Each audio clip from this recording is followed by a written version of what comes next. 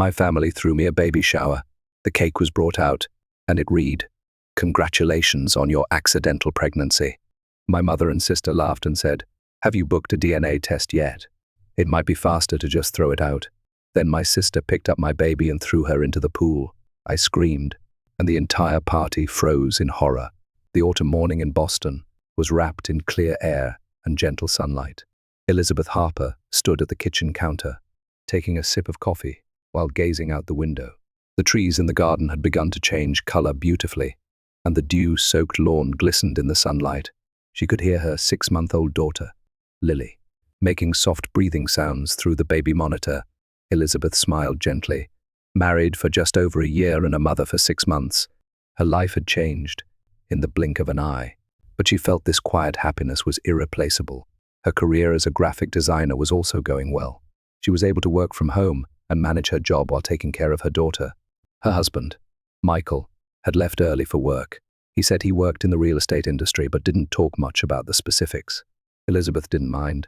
Michael treasured his family, was loving, and that was enough for her. "Good morning, my loves." The door leading to the living room opened, and Michael appeared. He gave Elizabeth a kiss while adjusting his tie. In his suit, he looked more dignified than usual. "I have a big negotiation today. I'm a little nervous." Elizabeth gently stroked her husband's shoulder. "You'll be fine. I know you'll do well." Michael smiled, but there was something shadowy in his gaze, as if he wanted to say something. Elizabeth sensed that he wasn't telling her everything. Before they married, Michael had introduced himself as an ordinary salaryman. However, their house was by no means inexpensive, and they lived comfortably. Elizabeth sometimes wondered about this, but she trusted Michael and didn't pry. Lily's crying came through the monitor. "I'll go check on her," Elizabeth said, but Michael stopped her with his hand. "I'll bring her today." A few minutes later, Michael returned, cradling their daughter gently. Lily was smiling contentedly in her father's arms. Daddy's girl. Elizabeth watched the two of them with a happy heart. After breakfast, Elizabeth checked her cell phone. There was a message from her mother, which was unusual.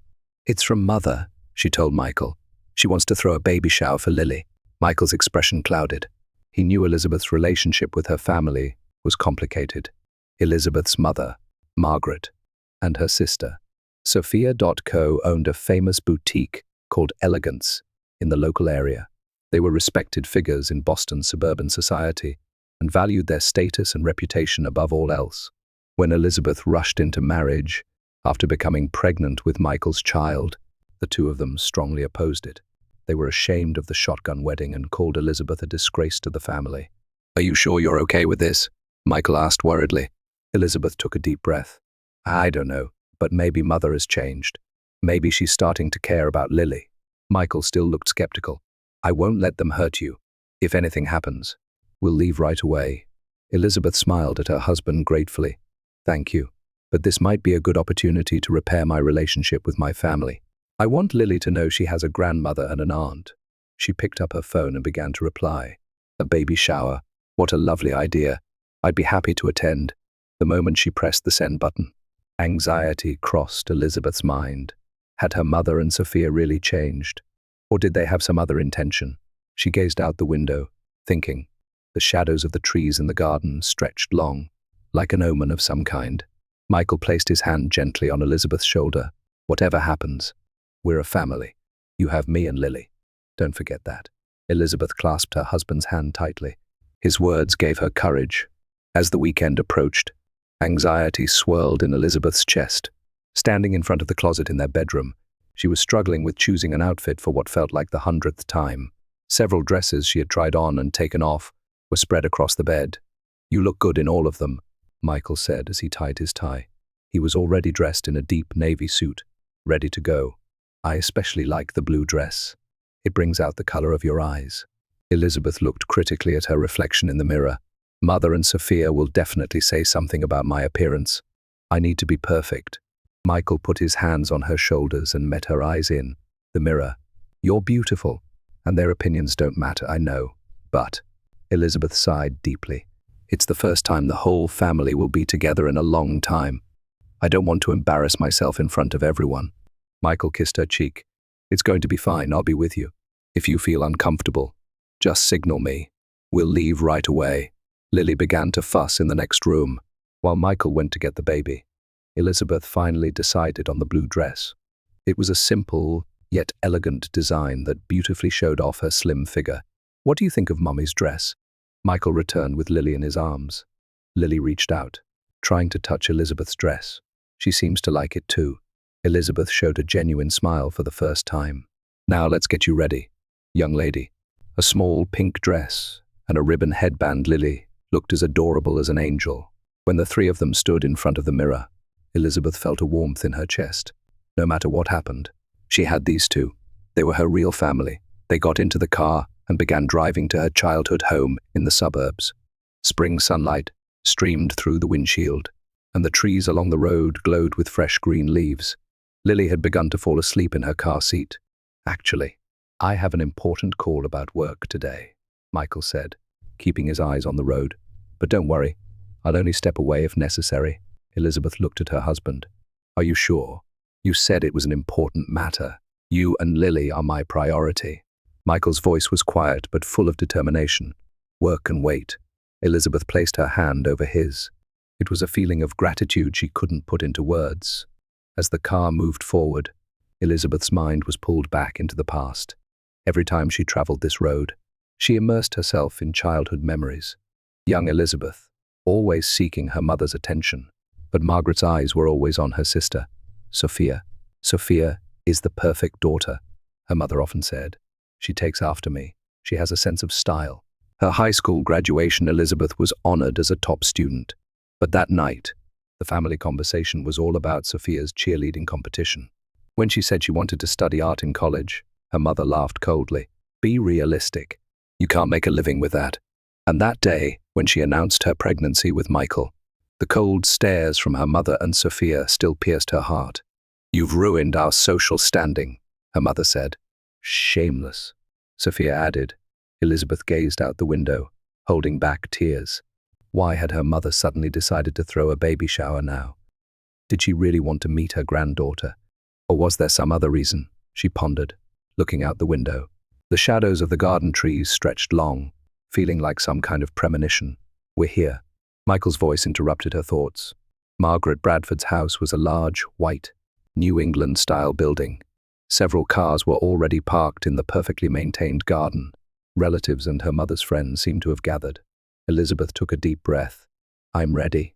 Michael unfastened Lily's car seat and gently lifted the baby. You both look perfect. The front door opened, and Margaret appeared. She was wearing a pastel pink dress, and her hair was perfectly styled. Finally, you've arrived. She smiled, but her eyes were cold. Hello, Mother, Elizabeth said in a tense voice. Welcome, Elizabeth. Margaret opened the door wide. And this is my granddaughter. She looked at Lily but made no move to hold her. Instead, she shifted her gaze to Michael. You look well too, Michael. Thank you for inviting us. Michael replied politely. As they entered the house, many people had already gathered in the living room. Sophia approached with a glass in hand. As usual, she was wearing perfect makeup and the latest fashion. Hello, sister. It's been a while. Sophia pretended to kiss her cheek. That dress, it brings back memories. Didn't you buy it 3 years ago? Elizabeth tried to maintain her smile. 5 years ago, actually. But I think classic designs are timeless. Sophia laughed softly. Of course, it's wonderful to cherish old things. Elizabeth was about to respond to her sister's sarcastic remark when a voice called from across the room. Elizabeth, I've been waiting for you to arrive. Aunt Clara approached with a broad smile. Clara, Margaret's sister, had a warm personality that contrasted with her sister's. She hugged Elizabeth tightly. So this is the famous Lily. Clara took the baby from Michael and held her gently. She really looks like you, Elizabeth. She has the same eyes. Elizabeth smiled genuinely. Thank you, Aunt Clara. Clara looked around and lowered her voice. Be careful today. Those two are planning something. Elizabeth's smile froze. What do you mean? I'm not sure exactly. Clara hesitated. But those two have been unusually cheerful lately, especially when it comes to this party. Elizabeth looked at Michael. He had heard the conversation and wore a worried expression. Whatever happens, we're here. Michael took Elizabeth's hand. By the poolside in the garden, colorful balloons swayed, and tables decorated with pink and white ribbons were set with snacks and drinks. Margaret's party was perfect. at least in appearance. Her society friends chatted with champagne glasses in hand, and Elizabeth's relatives were enjoying their reunion. Elizabeth sat at a table in the corner of the garden, talking with Aunt Clara. Michael was a short distance away, holding Lily, surrounded by cousins who were admiring her. Everyone seems to really like Lily, Elizabeth said with relief. Maybe I was worrying too much. Clara smiled, but her eyes were full of caution. Your cousins are good people. But Margaret and Sophia, she cut herself off. Look, that's enough wine. Drink some water. Clara took the wine glass from Elizabeth's hand and replaced it with a glass of water. Elizabeth complied with her aunt's advice, though she found it strange. If you know something, please tell me, Elizabeth asked with a serious expression. Clara sighed. I can't say for certain, but I don't understand why those two suddenly became nice to you, especially Sophia, who was suspiciously cheerful throughout the party preparations. Elizabeth looked at Sophia. Her sister was surrounded by her mother's friends, talking with a smile. There seemed to be something calculated in her smile. But isn't it a good sign that mother threw a baby shower? Elizabeth said, unable to give up hope. Clara gently took Elizabeth's hand. Let's hope so. I truly hope so, for your sake. At that moment, Margaret tapped her glass with a small spoon to get everyone's attention. Thank you all for gathering here today. Her voice rang out with practiced smoothness. I am pleased to host this party celebrating the birth of my first grandchild, Lily. Margaret looked toward Elizabeth and Michael. Her smile was perfect, but her eyes were cold. I also thank my daughter, Elizabeth, and her partner, Michael. Since today is a special day, I've prepared a special surprise. Elizabeth felt uneasy and looked for Michael. He was already walking toward her with Lily in his arms. There was tension visible in his expression. It's cake time, Margaret announced, and Sophia appeared with a large white box. Everyone gathered around the table. The guests began to gather around the main table. Sophia placed the box in the center of the table and untied the ribbon with a proud expression. Ready, Sophia said, especially toward Elizabeth. When she opened the cake box, a moment of silence fell. The cake was covered in pale pink frosting and, at first glance, looked like a lovely baby shower cake. However, the words written in beautiful script on top changed everything. Congratulations on your shotgun wedding. Elizabeth stared at the cake, feeling her face grow hot. The room fell silent, and no one said anything. The invited guests exchanged glances in an uncomfortable silence. Then, suddenly, Margaret and Sophia burst into laughter. We wanted to see the look on your face, Margaret said, wiping away tears. A fitting gift for the disgrace of society, don't you think? Sophia also giggled, saying, have you booked the DNA test yet? Or maybe it's quicker to just give her up? Elizabeth looked at Michael in disbelief. His face was trembling with anger. Lily moved anxiously in her father's arms. This is not a joke, Michael said coldly. We're leaving. Oh, come on. It's just a joke. Can't you take it? Sophia smiled maliciously. Then, suddenly, she took Lily from Michael's arms. This child doesn't really look like you. Michael, give Lily back. Elizabeth stood up, her voice shaking.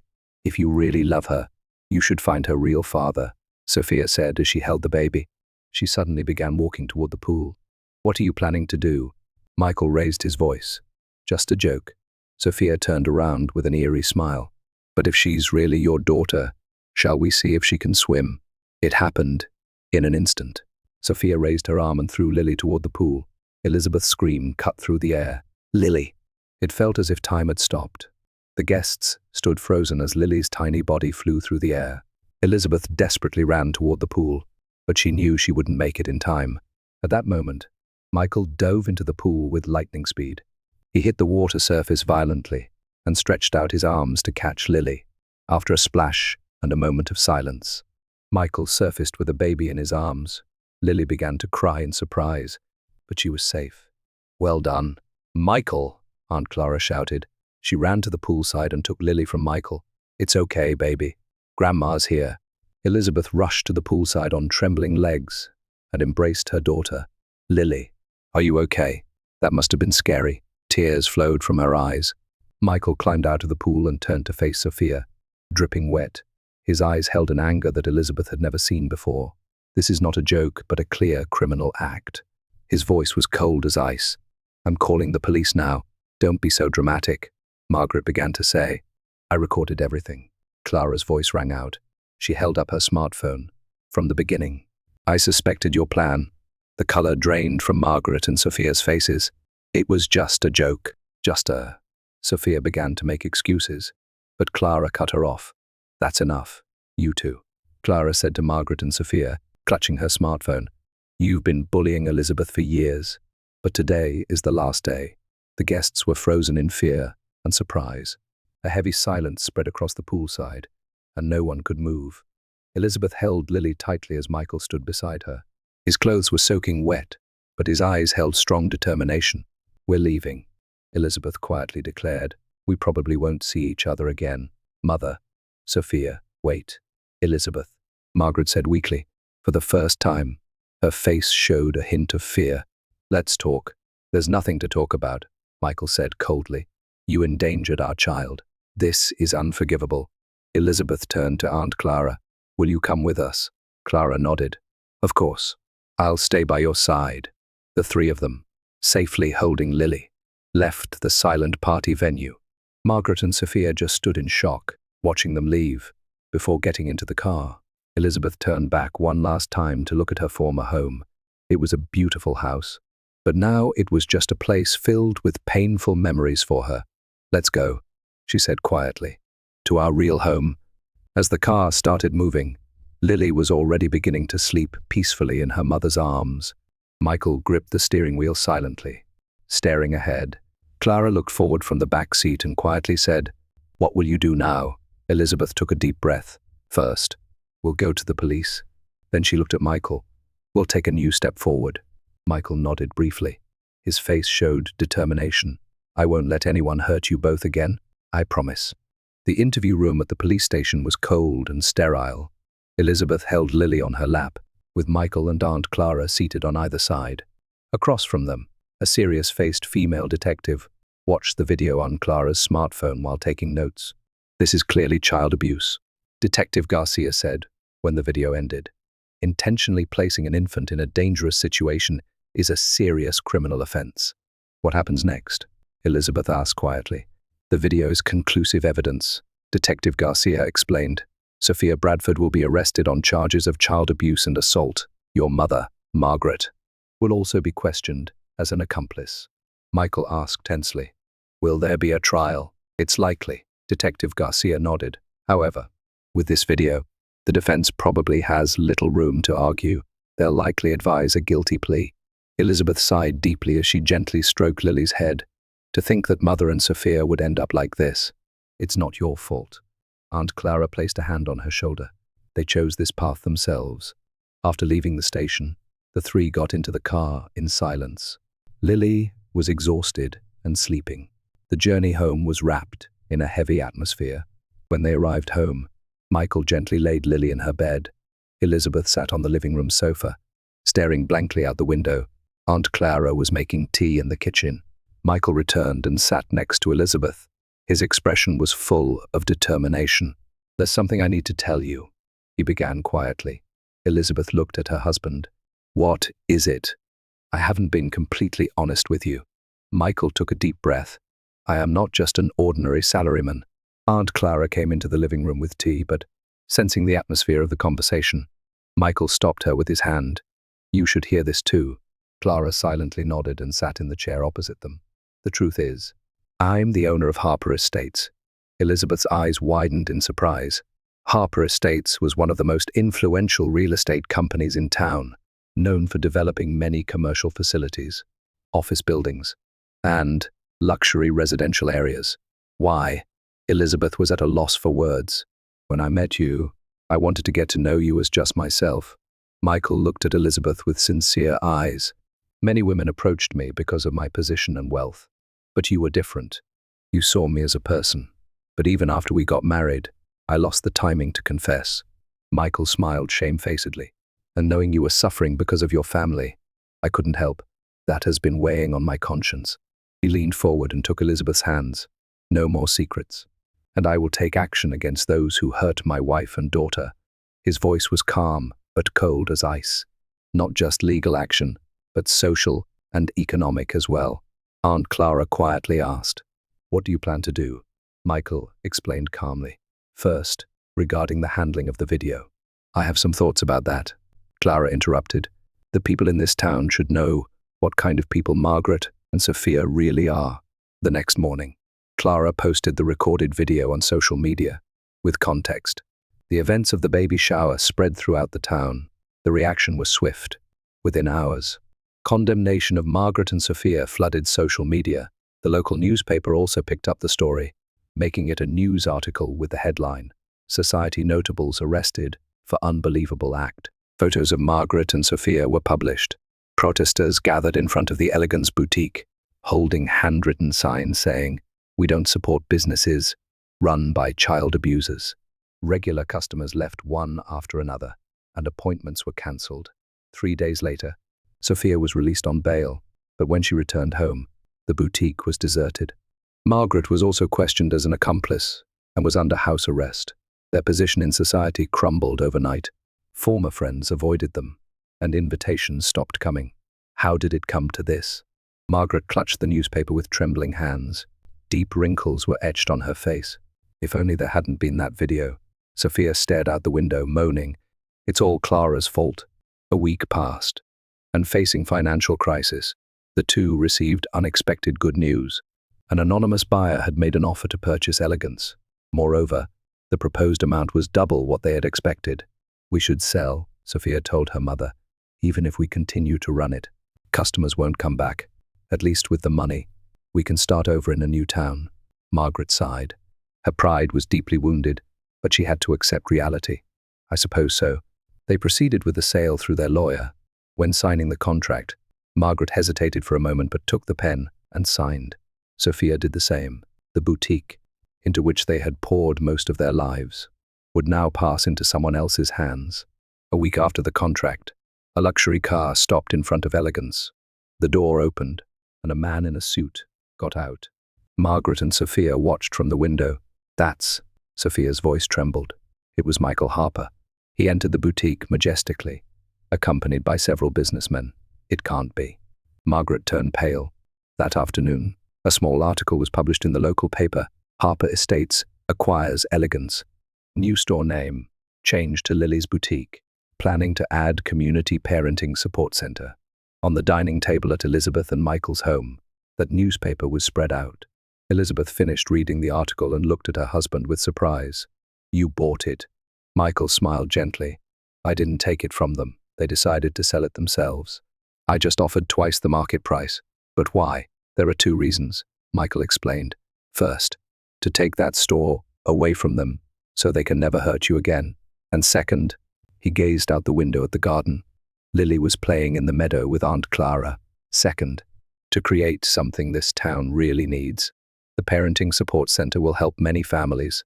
Elizabeth took her husband's hand. Her heart was filled with complex emotions, but she still felt hope for the future, whether your actions were right or not. "I don't know," she said honestly, "but I know you're trying to protect me and Lily." Michael gently squeezed his wife's hand. "Protecting the ones you love is never wrong."